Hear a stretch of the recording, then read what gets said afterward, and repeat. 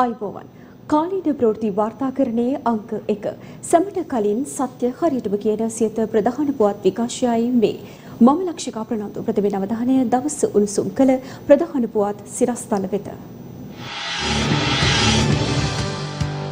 අලුත් අවුරුද්ද උදා වීමට තවත් හෝරා කිහිපයයි පුණ්‍ය කාලය රාත්‍රී 8:09ට අවුරුද්ද ආරක්ෂාකාරීව සමරන්නේ කෙසේද? ගිය අවුරුද්ද වගේ නෙවෙයි මේ අවුරුද්දේ අපි කොවිඩ් සමග අවුරුද්ද සමරන්නට අපිට අවකාශය ලැබිලා තියෙනවා. හැබැයි ඒක අසීමාන්තික ලෙස ඒ සැමරීම සිදු නොකර සෞඛ්‍ය තත්ත්වයට රැක ගනිමින් අවධානය යොමු කරන්නට ඕනේ. පරණ අවුරුද්ද ගත වෙද්දී රියානුතුරු වලින් ජීවිත 10ක් අහිමි වෙයි. අලුත් අවුරුද්දට 5000 දීම අදත් ගන්න බැරි වුණ අයට 5015 වනදා සිට කොරෝනා මරණ 600 සීමාවට ලස්සන තොරණේ අමිහිරි කතාව. ප්‍රථමයෙන් දේශීය පුවත්. සිංහල හා දමිළ අලුත් අවුරුද්ද උදා වන්නට ඇත්තේ තවත් හෝරා කිහිපයක් පමණයි. සිංහල හා දමිළ අලුත් අවුරුද්දේ නැකත් සහ චාරිත්‍රයන්ට අනුව පුණ්‍ය කාලය අද රාත්‍රී 8:09ට උදා වීමට නියමිතයි. පුණ්‍ය කාලය අවසන් වන්නේ හෙට දින එනම් අවුරුදුදා උදැසන 8:57ටයි. ආය බොහෝ වේවා. බොහෝ දෙනෙක් මේ වෙනකොට නගරය අතහැරලා Tamanගේ උපන් ගම්බිම් මහගෙවල් වලට ගිහිල්ලා දැන්. සමහරු මේ වෙලාවෙත් තම ගම්බිම් වෙත යමින් ඉන්නේ. මතක තියාගන්න මොන දේ කළත් මේ කොවිඩ් වසංගත කාලයක් තවම අපි ගත කරන්න කියලා. මේ හැම දෙයක්ම මතකයේ තියාගෙන අවුරුදු චාරිත්‍ර නැකත් කරන මතක් කරන්නයි මම සූදානම් වෙන්නේ.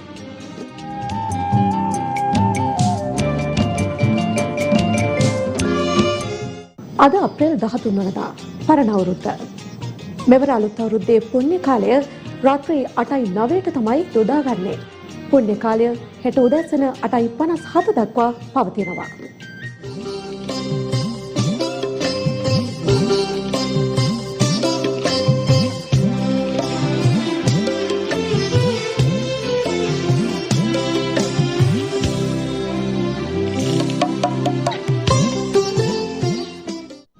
අපි දැන් බලමු අවුරුද්දේ ඉදිරි චාරිත්‍ර සහ නැකත්.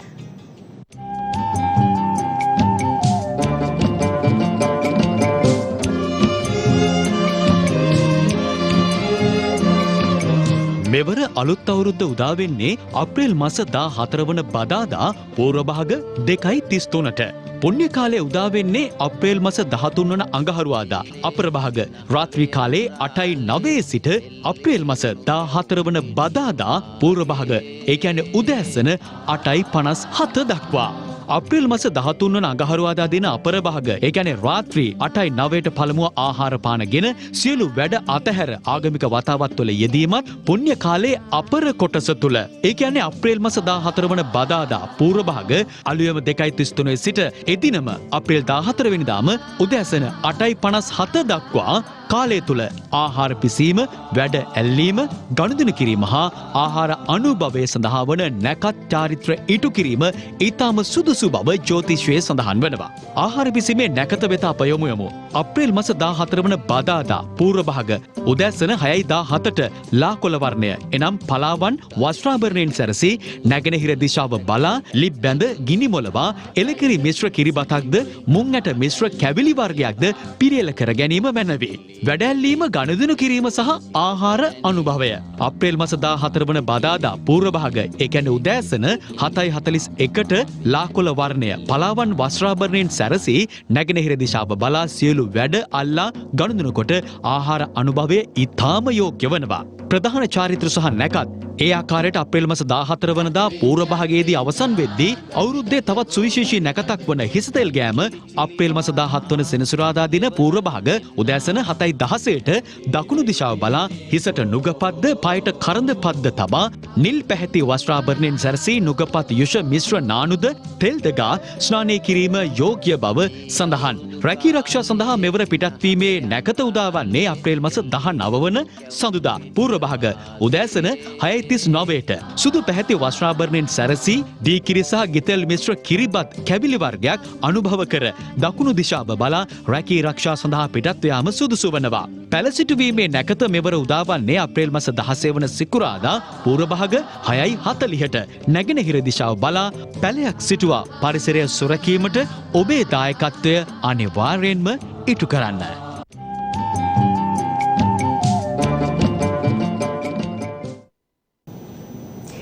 සිංහල හා දමිළ අලුත් අවුරුද්ද පිළිගන්න ජනතාව සූදානම් වන ආකාරයයි මේ. සිංහල හා හින්දු අලුත් අවුරුද්ද උදාවන්නට ඇත්තේ තවත් හෝරා කිහිපයක් පමණයි. පසුගිය වසරේ සැමරීමට නොහැකි වූ සිංහල හා හින්දු අලුත් අවුරුද්ද මෙවර පිළිගැනීමට ජනතාව උද්‍යෝගයෙන් සූදානම් වන ආකාරය අපට දැක ගැනීමට හැකි වුණා. අලුත් අවුරුද්ද නිමිත්තෙන් නිවසට අවශ්‍ය කරන අත්‍යවශ්‍ය ආහාර ද්‍රව්‍ය ඇතුළු රෙදිපිලි මිලදී ගැනීමට හැටන් නගරයට විශාල පිරිසක් පැමිණ සිටියා.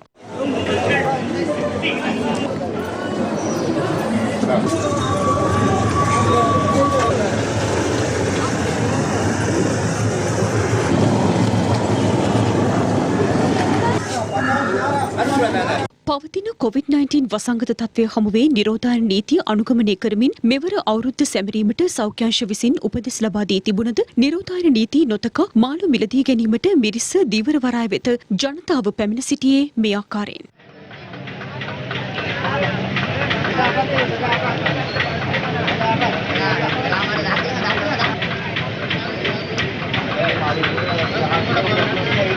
සිංහල හා හින්දු අලුත් අවුරුද්දට කොළඹ නගරයේ සූදානමයි මේ.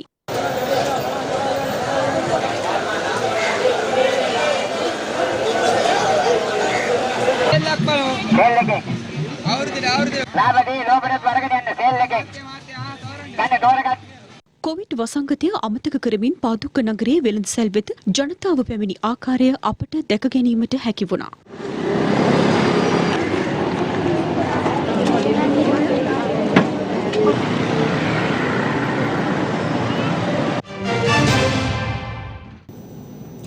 අලුත් අවුරුද්ද බොහොම සතුටින් අපි හැමෝම පිළිගන්න සූදානම් වෙලා ඉන්න වෙලාවේ සෞඛ්‍ය ආරක්ෂිතව චාරිත්‍ර වාරිත්‍ර නැකත් ඉටු කරන්නේ කොහොමද?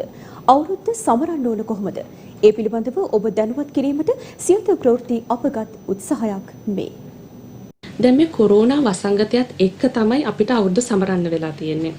සෞඛ්‍ය ආරක්ෂිතව කොහොමද ජනතාව ක්‍රියා කළ යුතු යන්නේ මේ අවුරුදු සමයේ? ඔව් දැන් මේ උත්සව සමය කියලා කියන සාමාන්‍යයෙන් ලෝකෙ කොහෙත් අනතුරුදායක තත්ත්වයන් ඉහළ යන කාලයක්. අද තවත් සුවිශේෂී ගිය අවුරුදු වගේ නෙවෙයි මේ අවුරුද්දේ අපි කොවිඩ් සමග අවුරුද්ද සමරන්නට අපිට අවකාශය ලැබිලා තියෙනවා. හැබැයි ඒක අසීමාන්තික ලෙස ඒ සැමරීම සිදු නොකර කොවිඩ් වෛරස් එක පාලනය කරමින් හදිසි අනතුරු නිවාරණය කරමින් සෞඛ්‍ය තත්ත්වයක් රැක ගනිමින් ඔවුන් ක්‍රියාත්මක කිරීම පිළිබඳවයි ඔවුන් අවධානය යොමු කරන්නට ඕනේ. ගිනි කෙළවලින් ආරක්ෂා වෙන්න ජනතාවට ඔබතුමිය මොන වගේ උපදෙසක්ද ලබන්නේ? ඔව් දැන් මේ කාලේදී අපි අවධානය යොමු කරන්න ඕනේ කරුණු කීපයක් තියෙනවා. එකක් මහා මාර්ගය අනතුරු, නිවසේදී අනතුරු, හිංසන ක්‍රියා, මත්පැන් මත්ද්‍රව්‍ය සමග, ඒ වගේම ක්‍රීඩා අනතුරු, වැටීම් සහ ගිනිකිලි අනතුරු මේ තත්ත්වයන් අපි අවධානය යොමු කරන්නට ඕනේ. කුඩා දරුවන් ගිනිකිලි භාවිත කිරීම කොහෙත්ම සුදුසු වන්නේ නැහැ. වැඩුණු දරුවෙක් පවා ගිනිකිලි භාවිත කරන්නේ නම් දෙමව්පියන්ගේ අධීක්ෂණය යටතේ ඈත ඉඳන් පත්තු කළ වහමෙම ස්ථානින් ඉවත් වෙන්නට ඕනේ. අතේ තියෙන පත්තු කිරීම සම්පූර්ණ වැරදි ක්‍රියාවක්. ඒක හදිසියත් පත්තු වුණොත් ඔබේ මූණ, ඇස් දෙක, කන් ඇහිම සම්පූර්ණයෙන්ම ඔබේ නැති වෙන්නට පුළුවන්. ගිනිකෙලි මිලදී ගැනීමේදී පවා සුදුසු පරිදි පුද්ගලයන්ගේ නිෂ්පාදකයාගේ සහ ඒ අදාළ දේවල් අඩංගු ගිනිකෙලි පත්තු කරන්න හැකියාවක් තියෙනවා. හොඳයි. මොකද සමහරක් ඒවා ඇතුලේ තියෙන දේවල් බෝම්බයකට වඩා බරපතල අනතුරුදායක තත්ත්වයක් නිර්මාණය වෙලා තිබුණ ආකාරය අපි දැකලා තියෙනවා. දැන් නිවසේදී හෝ නිවසෙන් බැහැරව හදිසි අනතුරක් සිදු වුණොත් අපි මොන වගේ ශනික ක්‍රියාමාර්ගයකටද යන්න ඕනේ? මහා මාර්ගයේ අනතුරු සිදු වුණාම ඔවුන් බේරගන්න ගිය කිහිප දෙනෙක්ම මරුමුවටපත් වුණා. ඒකට හේතුව ඔවුන් පාර දිහා බලන්නේ නැතුව කෙලින්ම පාරට පැන්න අනිත් වාහන වලට ඔවුන් යටලා මරන රෝගියා බේරිලා. යම්කිසි ස්ථානික අනතුරක් සිදු වුණා නම් වහාම පාරේ දෙපැත්ත වාහන පාලනයක් කරන්න. ඉන් අනතුරුදායක තත්ත්වයටපත් වුණ පුද්ගලයා ආරක්ෂිතව එම ස්ථානෙන් පදික වේදිකාවට ගන්න.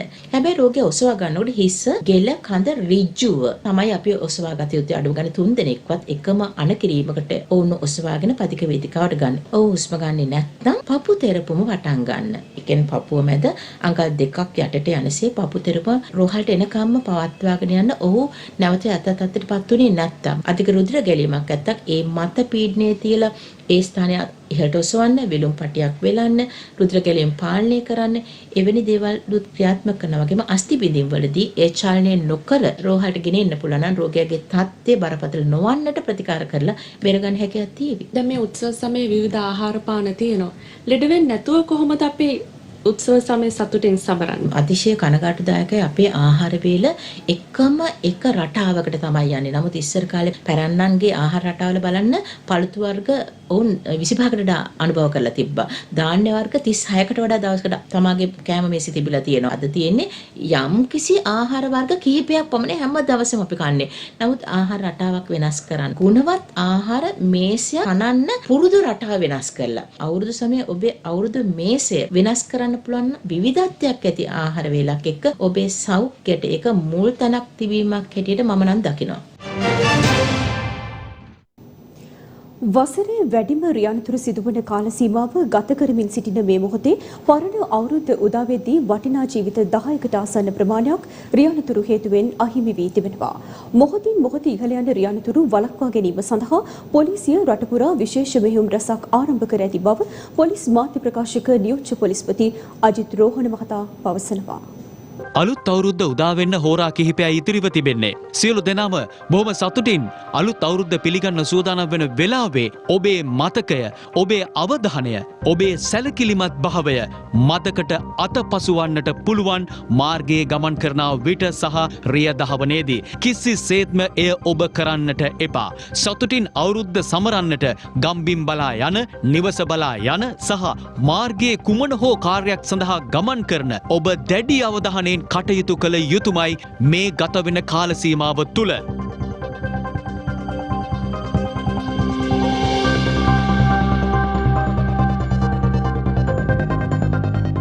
සතුට පිරි අවුරුද්ද කඳුළු ගඟක් නොකරන්නට ඔබ වගබලාගත යුතු බව අප නිරන්තරයෙන්ම අවධාරණය කරන්නේ වසරේ වැඩිම රියානුතුරු සිදුවන දින 10ක කාලය මේ වන විට අප ගත කරමින් සිටින නිසා. සාමාන්‍යයෙන් අප්‍රේල් මාස 10 වනදා සිට 20 වනදා දක්වා කාල සීමාව තුළ රියා අනතුරු ලංකාවේ ඉහළම අගයක් ගන්නා කාල සීමාව.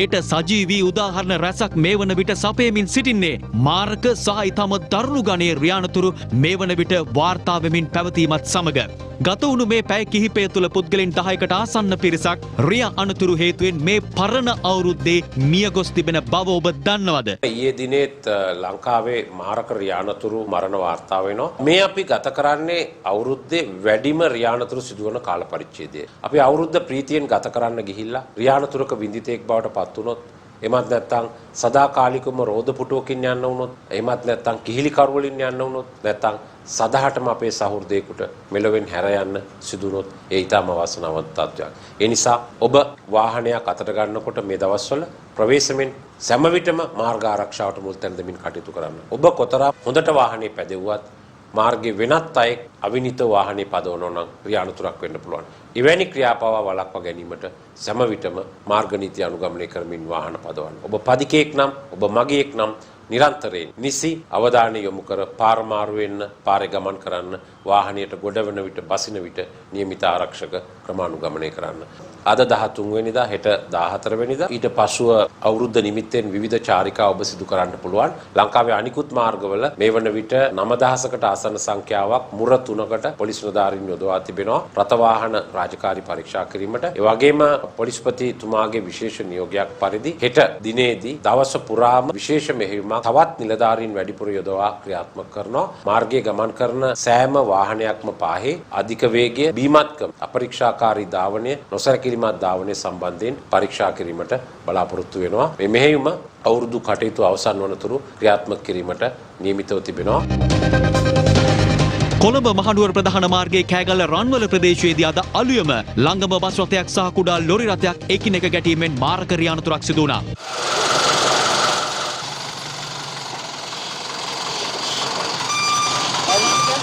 ලොර් රථයේ ගමන් කළ රියදුරු එම ස්ථානයේදීම ජීවිතක්ෂයට පත් වූ අතර ලොර් රථයේ ගමන්ගත් තවත් පුද්ගලයෙකු බරපතල තුවාල ලබා මේ වන විට කෑගල්ල මහ රෝහලේ ප්‍රතිකාර ලබමින් සිටිනවා. ලොරි රථයේ රියදුරට නින්ද යාම මෙම අනතුරට හේතු වන්නට ඇති බවටයි මේ වන විට සැක පළවන්නේ.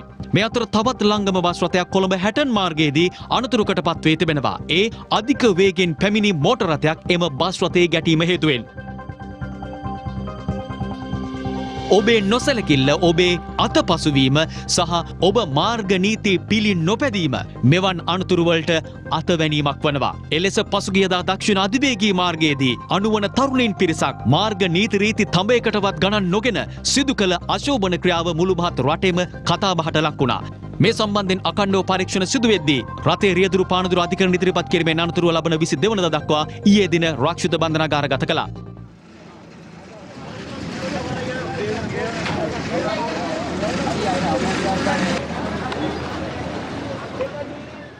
එමෙන්ම අද දිනේ වන විට එම රථයේ සිය සිරුරු එළියට දමමින් මාර්ගයේ ගමන් කරන අනෙක් පුද්ගලයින්ට සිය වැඩ පෙන්නූ අනුවන තරුණයින් සිව් දෙනාද පොලිසිය විසින් අත්අඩංගුවට ගෙන තිබෙනවා.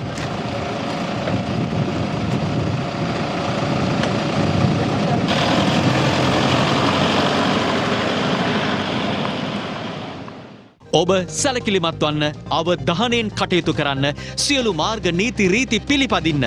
ඔබට සුබ ගමන්. අලුත් අවුරුද්ද වෙනුවෙන් ගම්බිම්බලා පිටත්ව ගිය පිරිස් සඳහා යලි පැමිණීමට ප්‍රවාහන පහසුකම් සලසන බව රාජ්‍ය මාත්‍ය දිලුම් අමුණුගම මහතා පවසනවා. මහනුවර ප්‍රදේශයේ පැවති මාධ්‍ය හමුවකට එක් වෙමින් රාජ්‍ය මාත්‍යවරයා මේ බව සඳහන් කළා. විශේෂයෙන් නැවත ගම්බිම්වල සිට නගරය කරා මගින් ප්‍රවාහනය කිරීම සඳහා බස් රථ සැලැස්ම ඒ ආකාරයෙන්ම ක්‍රියාත්මකයි. ඒ බස් රථ සියල්ලම 15 වෙනිදා සිට ග්‍රාමීය ප්‍රදේශවල සිට කොළඹට ගමන් වාර වැඩි කරලා තියෙනවා. කොළඹ ඉඳන් යන ගමන් වාර අඩුයි. ඒ නිසා ඇත්ත වශයෙන් 14 වෙනිදා පමණයි බස් රථ හිගයක් ඇති වුණොත් ඇති වෙන්නේ. මොකද 14 වෙනිදා අපි රිලැක්ස් කරලා තියෙනවා. මේ ලංගම සහ අනිකුත් අයටත් සිංහල අවුරුද්ද වෙනුවෙන් යම් නිවාඩුවක් ලබා දෙන්න අවශ්‍ය නිසා. මොකද අපි මේ රටේ ජනතාවත් ඒ අය කරන කැපකිරීම අගයන්න ඕනේ. සාමාන්‍යයෙන් සිංහල අලුත් අවුරුදු සමයකදී පෞද්ගලික බස් රථ 500ක් සහ ලංගම බස් රථ 500ක් තමයි අමතරෙන් යොදවන්නේ මගින් ප්‍රවාහනය කිරීම සඳහා. නමුත් මේ වතාවේ අපි බස් රථ 3000 දක්වා වැඩි කෙරුවේ. මෙන්න මේ කාරණේ නිසා අපි දැනගෙන හිටියා කොවිඩ් තත්ත්වය කොහොම තිබුණත් මේ වතාවේ සිංහල අවුරුද්ද සමරන ගම්බිම්බලා ජනතාව යයි කියන එක අපි දැනගෙන හිටියා. ඒ නිසා අපි පෙරතියා වෙනදා වගේ දෙගුණයකටත් වැඩිය අපි වැඩි කරලා සූදානම්ව සිටියා. ඒ වගේම අපි පෞද්ගලික බස් රථවල කාලසටහනුත් අත්හිටවලයි තියෙන දැනටත් අත්හිටවලා තියෙන්නේ. අමතර ගමන් වාර සියල්ල ග්‍රාමීය ප්‍රදේශවල සිට නගරය දක්වා 15 වෙනිදා සිට ක්‍රියාත්මක කරන්න ආරම්භ කරනවා. මේ අතර දුම්රිය ගමනාගමනය සම්බන්ධයෙන්ද රාජ්‍ය අමාත්‍යවරයා අදහස් පළ කළා. සිංහල අලුත් අවුරුද්දේ වුණා නිවාඩු සියල්ල අපි අවලංගු කරලා තියෙනවා. දුම්රියත් ඒ ආකාරයෙන්ම 15 වෙනිදා සිට නැවත මගින් ප්‍රවාහනය කිරීම කොළඹ දක්වා සහ අනිකුත් නගර දක්වා ක්‍රියාත්මක කරනවා. දුම්රිය අමතර ගමන් වාර 52ක් මේ වෙනකොට අපි යොදවලා තියෙනවා. මේ අතර අලුත් අවුරුද්දට සමගාමීව පැවැත්වෙන අවුරුදු උත්සව සඳහා සෞඛ්‍ය නිලධාරීන්ගේ සහ පොලිසියේ අවසර ලබා ගත යුතු බවයි පොලිස් මාධ්‍ය ප්‍රකාශක නියෝජ්‍ය පොලිස්පති අජිත් රෝහණ මහතා ප්‍රකාශ කළේ.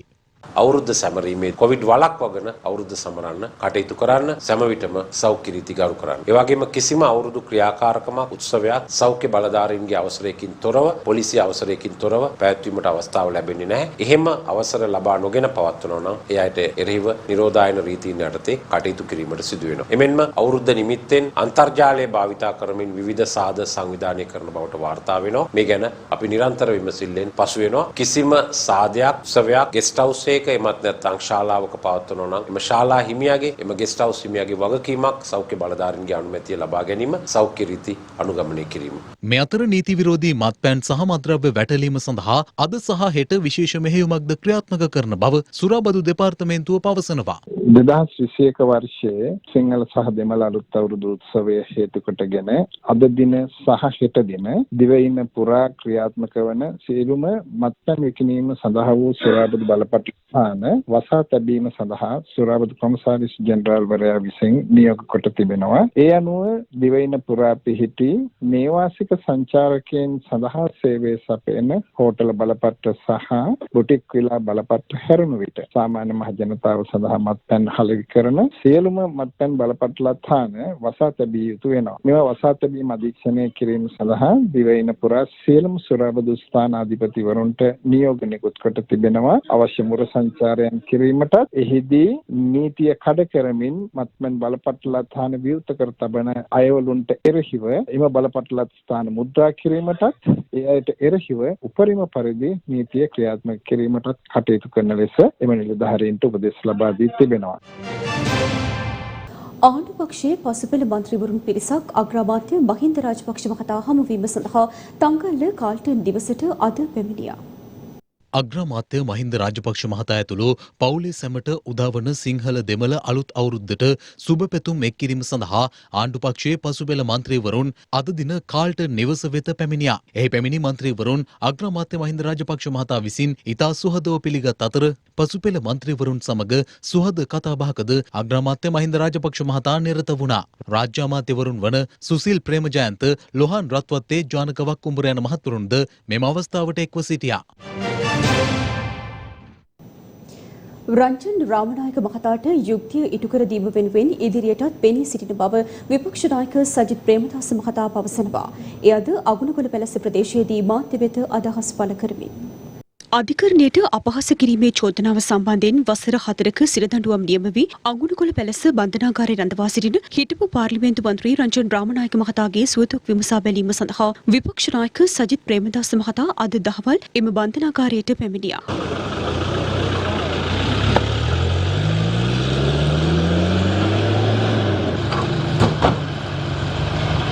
අනතුරුව විපක්ෂ නායකවරයා මාධ්‍ය වෙත මෙලෙස අදහස් පළ කර සිටියා. එතුමා වෙනුවෙන් ඉදිරියේදී ප්‍රජාතන්ත්‍රවාදීව ව්‍යවස්ථානුකූලව නිත්‍යානුකූලව ගත හැකි සියලුම ක්‍රියාමාර්ගයන් අරගෙන රංජන් රාමනායක මැතිතුමාට සාධාරණත්වයේ යුක්තිය උදා කරලීම උදෙසා අපි ඉදිරියටත් පෙනී සිටිනවා කියන එක මේ අවස්ථාවේ ප්‍රකාශ කරන්න කැමැතියි. රංජන් රාමනායක කියන මානව හිතවාදියා මේ රටට සම්පතක්, මේ රටේ ජනතාව වෙනුවෙන් ඉමහත් සේවාවක් නන් අයුරින් ඉෂ්ට කරපු දැවැන්ත යුග පුරුෂයෙක්. ඒ නිසා එතුමාගේ අනාගත අභිවෘද්ධිය වෙනුවෙන්, එතුමාගේ අනාගත උන්නතිය උදෙසා අපට නිත්‍යානුකූලව, ව්‍යවස්ථානුකූලව, ප්‍රජාතන්ත්‍රවාදීව ඉෂ්ට කර හැකි ඒ සියලුම ක්‍රියාදාමයන් ඉෂ්ට කරන්නට අපි සැදී පැහැදී සිටිනවා. මම හැම විටම ප්‍රකාශ කරලා තිබෙන්නේ මනුෂ්‍යත්වයේ රජේන, මනුස්සකමට මුල් තැන ලබා දෙන රටක් බිහි කරන්න. ඒ රට තුල මං හිතන්නේ සීලුම දෙනාට රැඳවියන්ට, ඒ වගේම සැකකරුවන් හැටියට සිටින අයට, මේ හැම කොට්ටාසයකටම ඒ අයගේ මානව අයිතිවාසිකම් සුරක්ෂා වෙන විදිහට මේ ක්‍රමවේදය ක්‍රියාත්මක විය යුතුයි. යලකණ්ඩියේ වගා කටයුතු මේ වන විට සෑම දිස්ත්‍රික්කයක් තුළම ආරම්භ කර තිබුණද ඒ සඳහා අවශ්‍ය පොහොර ගොවීන්ට ලැබී නොමැති බව සමස්ත ලංකා ගොවිජන සම්මේලනයේ ජාතික සංවිධායක නාමල් කරුණාරත්න මහතා පවසනවා. පොල්පිටිගම හක්වටුනා ව්‍යාපාරයටතේ ක්‍රියාත්මක වන කුඹුරුවල යලකණ්ඩියේ වගා කටයුතු මේ වන විට ආරම්භ කර තිබෙනවා. මෙහිදී එම ගොවීන්ට කුඹුරු සකස් කර ගැනීම සඳහා සමස්ත ලංකා ගොවිජන සම්මේලනයේ ජාතික සංවිධායක නාමල් කරුණාරත්න මහතා සිය සහයෝගය මෙලෙස ලබා දුන්නා.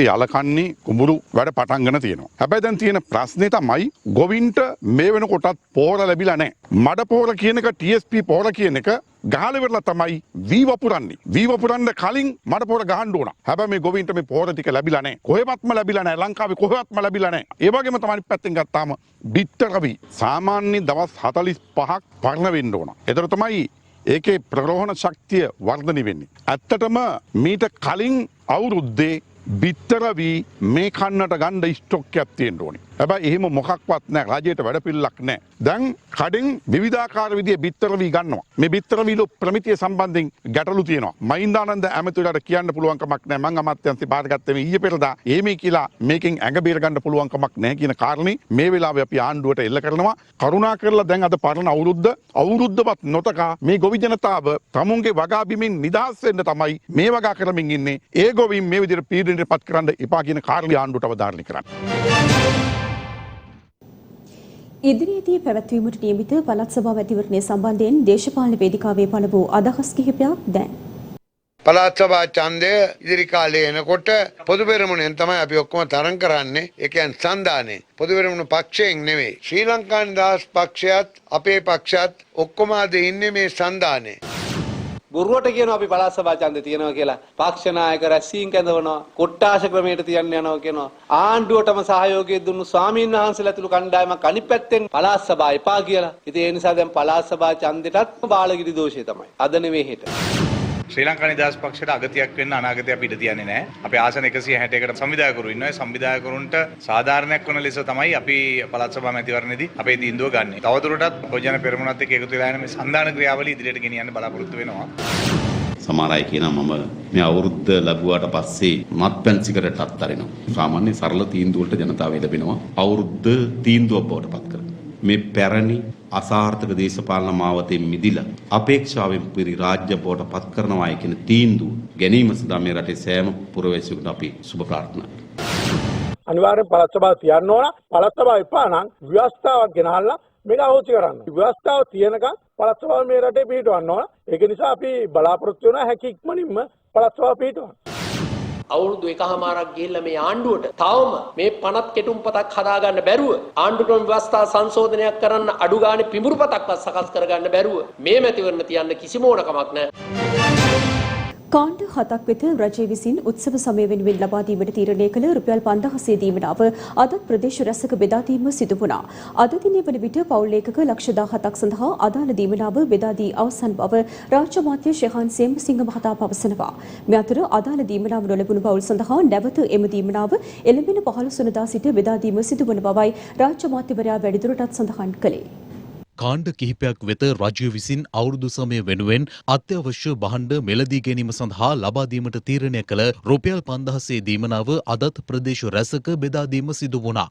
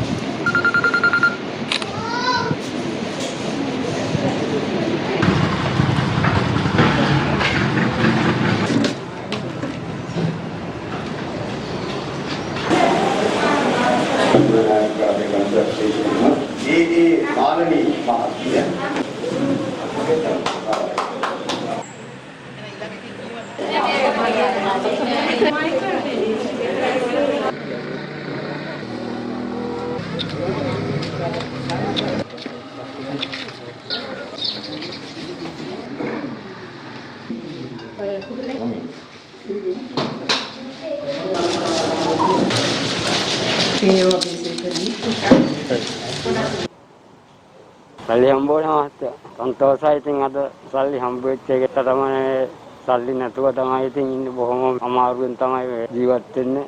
ස්තුතිවන්ත වෙනවා. මේ නිවාඩු දවසක ඇවිල්ලා මේ රජයේ සේවකයෙක් වෙලා අපිට මේ කරන විශේෂ සැලකිල්ලට බොහොම ස්තුති වෙනවා.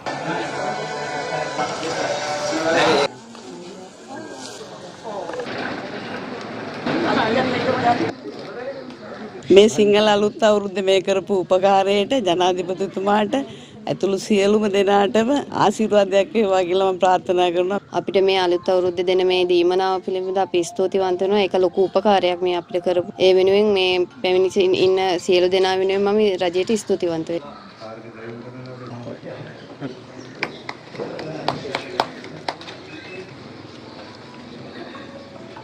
මේ අතර පොළොන්නරුව දියබෙදුම ප්‍රදේශයේ රුපියල් 5000 බෙදා දීමේ අවස්ථාවට රාජ්‍ය අමාත්‍ය රොෂාන් රණසිංහ මහතාද එක්ව සිටියා.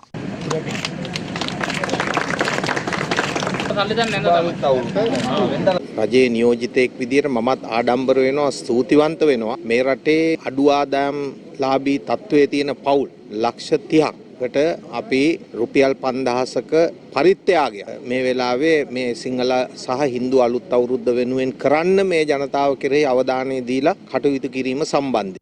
අපි කාණ්ඩ 7ක ප්‍රමාණයකට අතිගරු ජනාධිපතිතුමාගේ සහ අගමැතිතුමාගේ උපදේශ පරිදි රුපියල් 5000 දීවනාව ලබා දීම ඊයේ දිනේදී ආරම්භ කරා. ඒ අනුව මේ වන විට අද දවස් අවසානයේදී අපි තාම සාර්ථකව මේ වැඩපිළිවෙල ක්‍රියාත්මක කරලා තියෙනවා. අපි පවුල් ඒකක ලක්ෂ 17කට මිලියන 8500ක මුදල් ප්‍රමාණයක් අද දිනේ වන විට ගෙවා අවසන් කරලා තියෙන බව ඊටාම සතුටින් දැනුම් දෙන්න කැමතියි. ඒ අනුව මේ මුදල් වලට හිමිකම් කියන දීමනාවට හිමිකම් කියන තව පිරිසක් ඉන්නවා. ඒ අයට 15 වෙනිදා සිට සමෘද්ධි බැංකුව පද්ධතිය සහ අපේ සමෘද්ධි සංවර්ධන දෙපාර්තමේන්තුවේ නිලධාරීන් හරහා ඒ මුදල් ලබා ගැනීමට හැකියාව තියෙනවා. ඉතින් අපි දැක්කා මේ වැඩපිළිවෙලට විරුද්ධව ඊටාම සීමිත පිරිස මේ අහිංසක දිලිඳු ජනතාවට ලබා දෙන දීමනාව ලබා දීම අඩපණ කරන්න උත්සාහ කරා. ඒ සියලු අභියෝග ජය ගන්න අපේ රටේ රාජ්‍ය සේවයට සමත් වුණා කියන කාරණාවත් අපි ඊටාම පැහැදිලිව කියන්න ඕනේ. මේ දීමනාව ලබා දීමට අභියෝග කළේ වෘත්තීය සමිතියයි කියාගත්ත නායකයන් පමණයි කියන එකත් අපි කියන්න ඕනේ. ඒ අනුව අපේ රටේ දිසාපතිවරුන්, ප්‍රාදේශීය ලේකම්වරුන්, විශේෂයෙන්ම සමෘද්ධි සංවර්ධන දෙපාර්තමේන්තුවේ සියලුම නිලධාරීන් ඇතුළු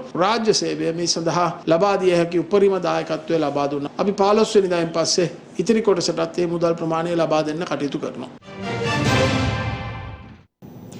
වසර දෙකක කාලයක් සිය තොරණ නිර්මාණ ප්‍රදර්ශනය කර ගැනීමට නොහැකිව පීඩාවට පත්ව සිටින තොරණ නිර්මාණකරුවන්ගේ අනුවේදනීය කතාවයි මේ. වසර දෙකක කාලයක් අපේ රටේ ජනතාවට වෙසක් උත්සවය සැමරීමේ අවස්ථාව අහිමි වුණා. ඒ මුළු ලොවම වෙලාගත් කොවිඩ් වසංගතය සහ රටම බිහිතියට පත් කරමින් පාස්කු දින එල්ල වූ බෝම්බ ප්‍රහාර මාලාවත් හේතුවෙන්. වෙසක් උත්සවය ගැන කතා කරනකොට අපිට අමතක කරන්න බැරි අංගයක් තමයි තොරණ නිර්මාණ කියන්නේ. ජාතක කතා ඇසුරෙන් සමාජයට පණිවිඩයක් ලබා දෙමින් ඉතා අලංකාර චිත්‍ර යොදා ගනිමින් මෙම තොරණ නිර්මාණය කිරීමට ඊට උපන් හපන්කම් ඇති නිර්මාණකරුවන් පිරිසක් අපේ රටේ සිටිනවා.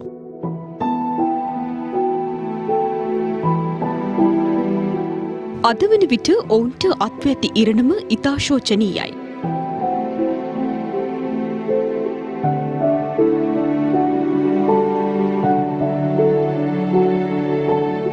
සිය කර්මාන්තය නිසි ආකාරයට කරගෙන යාමට නොහැකිව අද වන විට මෙම නිර්මාණකරුවන් කබලින් ලිපට වැටි අවසන්. කොවිඩ් වසංගතය හමුවේ බිඳ වැටුණු රටේ ආර්ථිකය ක්‍රමක්‍රමයෙන් ගොඩනැගෙන අවස්ථාවක ඊට ඍජු දායකත්වයක් සපයන කර්මාන්තකරුවන්ට යම් සහනයක් ලබා දීම රජය ඇතුළු අදාළ බලධාරීන් ඉටු කළ යුතු යුතුකමක් ලෙස අප දකින්නෙමු. Taman මුහුණ දී සිටින මෙම ගැටලුකාරී තත්ත්වය පිළිබඳව සමස්ත ලංකා තොරණ නිර්මාණ ශිල්පී සංගමය මාධ්‍ය හමුවක් ඇඳවමින් අදහස් පළ කර සිටියා. අවුරුදු දෙකක් තිස්සේ අසරණ වුණු නිහඬ රැකියාවක් කරන ජනතාවක් හැටියට පිරිසක් හැටියට තමයි අපි මේ රැකියාව කරගෙන ගියේ. මින් ඉදිරියට මේ විදිහට මේ එළඹෙන වෙසක් උත්සවයක් නැති වුණොත් අපිට මෙම වෘත්තිය අතෑරලා වෙන යම්කිසි වෘත්තියකට එළඹෙන්න සිදු වෙනවා. මොකද අපි බෞද්ධයන් හැටියට, අපි නිර්මාණ ශිල්පීන් හැටියට අපි කැමති නෑ එම වෘත්තිය අතෑරලා වෙනත් වෘත්තියක් සඳහා යොමු වීම සඳහා. ඒකයි අපේ එකම බලාපොරොත්තුව එළඹෙන වෙසක් උත්සවයවත් පවත්වා ගැනීමටයි අපි අතිගරු ජනාධිපතිතුමාගේ මේ ඉල්ලීමක් කරන්නේ. මේ වන විට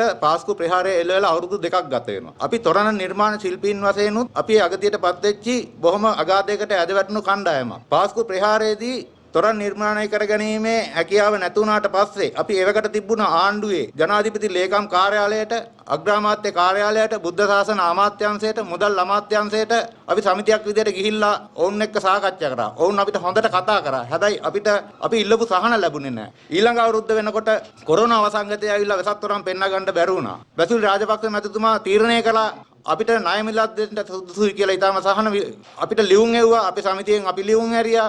අපිට ලොකු විශ්වාසයක් ඇති කරා අපිට මේ සහනය ලැබෙයි කියලා රට පුරා සිටින කලාකාරයන්ට. නමුත් බැංගුවලින් ප්‍රකාශ කරේ බැසිල් රාජපක්ෂ මහත්මයා අපිට කියපු දේ නෙමෙයි, ඔයගොල්ලන්ට මේ වැඩපිළිවෙල නැහැ කියලා. තව ටිකක් කල් ගිහිල්ලා අපි බැංගුවලට යනකොට ඒගොල්ලෝ අපි ආපස්සට හැරෙව්වේ එම වැඩපිළිවෙල ඉවරයි කියලා. අපි රැවටුණාද කියලා අපිට හිතෙනවා. 2019 අග්‍රාමාත්‍යතුමා විපක්ෂ නායකතුමා ඉන්නකොට එතුමා කතා කරා තොරණ නිර්මාණ ශිල්පීන්ට සහනයක් දෙන්න කියලා. අපේ අවාසනාව කියන්නේ මේ එතුමා බලයට පත් වුණාට පස්සේ ආයෙත් මේ අපේ වර්තමාන ඇමතුලා කතාවක් මොනවත්ම නැහැ. එතකොට අපි ආයතර අපි අන්ත අසරණට වැටලා ඉන්නේ. විපක්ෂයට යනකොට විතරද අපි මතක් වෙන්නේ කියන එක. මේ බෞද්ධ ආගම වළඳගෙන ඉන්නේ අපි ජාතික අපරාධකාරයෝද? අපි මේ උතුම් කර්තව්‍යයක් කරන්නේ.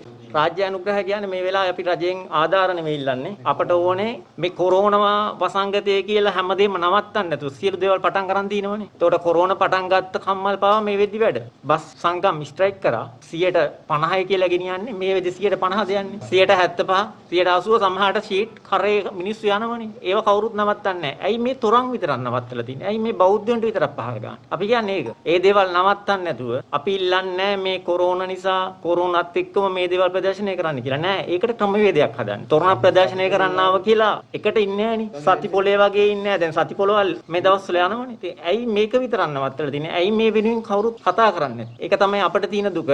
අපි බෞද්ධ විදියට අපි මේ දෙයින් කොම්බිස් ලබාගෙන එහෙම හිටියනම් මෙහෙම මාධ්‍ය සාකච්ඡා තියන්නේ නෑ. අපේ වෘත්තියෙන් අපි ලැබුණ කාටවත් බරන්න නොවි. මාධ්‍ය සාකච්ඡා කියලා කවදාකවත් නයි ඉල්ලපු කට්ටියක් නෙමෙයි මේ තොරන් සංගමයේ ඉන්නේ. කොවිඩ් ආසාදනය හමුවේ මෙරට සිදු වූ සමස්ත මරණ සංඛ්‍යාව 600 සීමාව ඉක්මවා ගොස් තිබෙනවා. මේ අතර විදේශගත ශ්‍රී ලාංකික ශ්‍රමිකයින් මෙරටට ගෙන්වා නොමිලේ නිරෝධායන ක්‍රියාවලිය සඳහා යොමු කරවීමේ වැඩපිළිවෙල ඊයේ ආරම්භ වුණා. ඊයේ දිනත් කොවිඩ් ආසාදිතයින් 263 දෙනෙකු වාර්තා වීමත් සමග මෙරට සමස්ත කොවිඩ් ආසාදිතයින්ගේ සංඛ්‍යාව 95394 දක්වා ඉහළ ගියා. මෙලෙස වාර්තා වූ කොවිඩ් ආසාදිතයින් අතරින් පුද්ගලයන් 38 දෙනෙකු විදේශගතව සිට මෙරටට පැමිණි පුද්ගලයන් වන අතර ඉතිරි පුද්ගලයන් 225 දෙනා දේශීයව හඳුනාගත් පුද්ගලයන් බවටයි වාර්තා වන්නේ. මෙලෙස හඳුනාගත් ආසාදිතයින් අතුරින් ආසාදිතයින් වැඩිම පිරිසක් කොළඹ දිස්ත්‍රික්කයෙන් වාර්තා වන අතර එය ආසාදිතයින් 67ක් ලෙස දැක්වෙනවා. ඊට අමතරව කුරුණෑගල දිස්ත්‍රික්කයෙන් ආසාදිතයින් 27ක්, කෑගල්ල දිස්ත්‍රික්කයෙන් ආසාදිතයින් 22ක් සහ අනෙක් ආසාදිතයින් 109 දෙනා දිවයිනේ සෙසු දිස්ත්‍රික්ක වලින් වාර්තා වනවා. මේ අතර කොවිඩ් ආසාදිත මරණ 4ක් පිළිබඳ තොරතුරු වාර්තා වීමත් සමග මෙරට සිදු වූ සමස්ත කොවිඩ් ආසාදිත මරණ සංඛ්‍යාව 600 සීමාව ඉක්මවා ගියා. ඒ අනුව මෙරට සිදු වූ සමස්ත කොවිඩ් ආසාදිත මරණ සංඛ්‍යාව 602ක් ලෙසයි දැක්වෙන්නේ. එලෙස මරණයට පත් වූ පුද්ගලයන් අතර වයස අවුරුදු 70 සීමාවේ පසුවන එක් පිරිමි පුද්ගලයෙකු සහ කාන්තාවන් දෙදෙනෙක්ද වයස අවුරුදු 45 වූ පිරිමි පුද්ගලයෙකුද වන බවයි සෞඛ්‍ය සේවා අධ්‍යක්ෂ ජෙනරාල්වරයා තහවුරු කළේ. මේ අතර විදේශ සේවා නියුක්ති කාර්යාංශයේ ලියාපදිංචි වී රැකියා සඳහා විදේශගත වූ ශ්‍රමිකයින් යලි මෙරටට පැමිණීමෙන් පසු නොමිලේ නිරෝධායන ක්‍රියාවලිය සඳහා යොමු කිරීමේ කටයුතු ඊයේ දින ආරම්භ කෙරුණා. කුවේට් සිට මෙරටට පැමිණි විදේශගත ශ්‍රමිකයින් 149 දෙනෙකු මෙලෙස නොමිලේ නිරෝධායනය වන පළමු කණ්ඩායම ලෙස ඊයේ දින නිරෝධායන කඳවුරු වෙත යොමු කළ අතර ඔවුන්ගේ නිරෝධායන ක්‍රියාවලිය සඳහා සංචාරක හෝටල් කාමර වෙන් කර තිබෙනවා. ඒ අනුව දැනට අපි හෝටල් කාමර 600ක් පමණ ලංකාවේ විවිධ ප්‍රදේශවලින් ලබාගෙන තියෙනවා. මේ සියලු දෙනාම කිසිම ගෙවීමකින් තොරව ඔවුන්ගේ ගෙවීම් සියල්ලම ගෙවන්නේ විදේශ සේවා නියුක්ති කාර්යාංශය මගින් වැලිගම පිහිටි හෝටල් දෙකකට ගෙනහිල්ලා නිරෝධායනය කරන මේ තමයි පළවෙනි කණ්ඩායම. ඉදිරියටත් සතියේ දෙතුන් වතාවක් අපි මේ විදිහට අපේ විදේශීය ශ්‍රමිකයන් දැන්ට විදේශයන්හි හිර වෙලා ඉන්න මේ සියලු දෙනාම ලංකාවට ගෙනීම සඳහා අවශ්‍ය වැඩ කටයුතු විදේශ සේවා නියුක්ති කාර්යාංශය මගින් එහි වියදමෙන් කරන බව ප්‍රකාශ කරන්න කැමැතියි. කොළඹ වරාය නගරයේ පරිපාලනයට අදාළව පිහිටුවන කොළඹ වරාය නගරයේ ආර්ථික කොමිෂන් සභාවට අයත් බලතල සහ ක්‍රියාකාරීත්වය නිර්වචනය කිරීම ගැසට් පත්‍රය නිකුත් කර තිබෙනවා.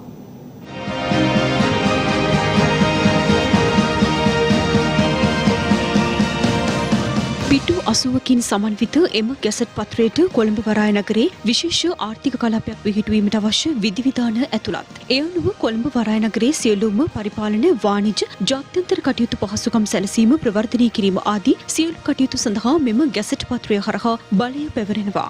කොළඹ වරාය නගරයේ ලෙස හැඳින්වෙන විශේෂ ආර්ථික කලාපයක් පිහිටුවීම සඳහා 2021 ජනවාරි මාස 4 වෙනිදා පැවති අමාත්‍ය මණ්ඩල රැස්වීමේදී අනුමැතිය ලබා දී තිබුණා. ඒ අනුව ඒ සඳහා අවශ්‍ය කෙරෙන නීතිමය ප්‍රතිපාදන සැලසීම සඳහා කොළඹ වරාය නගරයේ ආර්ථික කොමිෂන් සභා පනත් කෙටුම්පත නීති කෙටුම්පත් සම්පාදක විසින් සකස් කර තිබෙනවා. එම පනත් කෙටුම්පත රජයේ ගැසට් පත්‍රයේ පළ කර පාර්ලිමේන්තුවට ඉදිරිපත් කිරීම සඳහා අවශ්‍ය පියවර ගැනීම සඳහා ජනාධිපති ගෝඨාභය රාජපක්ෂ මහතා විසින් ඉදිරිපත් කළ යෝජනාව පසුගියදා අමාත්‍ය මණ්ඩලයේ විසින් අනුමත කරනු ලැබුවා. ඒ අනුවයි කොළඹ වරාය නගරයේ පරිපාලනයට අදාළ ගැසට් පත්‍රය නිකුත් කර ඇත්තේ. එම ගැසට් පත්‍රයට අනුව කොළඹ වරාය නගර බල ප්‍රදේශය තුල සහ එහි සිට සිදු කරන ව්‍යාපාර සහ වෙනත් මෙහෙයුම් සම්බන්ධ සියලු කාරණා අදාළ පනතේ දක්වා ඇති ආකාරයට පරිපාලනය කිරීම, නියාමනය කිරීම සහ පාලනය කිරීම බාර කොළඹ වරාය නගරයේ ආර්ථික කොමිෂන් සභාවක් පිහිටුවනු ලැබිය යුතුයි. කොළඹ වරාය නගර බල ප්‍රදේශය තුල අදාළ වන්නා වූ සියලු ප්‍රචාර රීති සහ සංවර්ධන පාලන නියෝජන පිළියෙල කිරීම, සැකසීම, සංශෝධනය කිරීම, යාවත් කාලීන කිරීම, පළ කිරීම සහ බලාත්මක කිරීම සම්බන්ධයෙන් කොමිෂන් සභාව වගකිව යුතු වනවා. ප්‍රධාන පුවත් විකාශය අවසන්. යලිත් හමුවෙමු රාත්‍රී 9:35ට. ඔබට සුබ සන්ධ්‍යාවක්. දිනපතා අලුත් වීඩියෝ සහ ප්‍රවෘත්ති නැරඹීමට ඉහත බටන් එක ක්ලික් කර සියත TV සබ්ස්ක්‍රයිබ් කරන්න.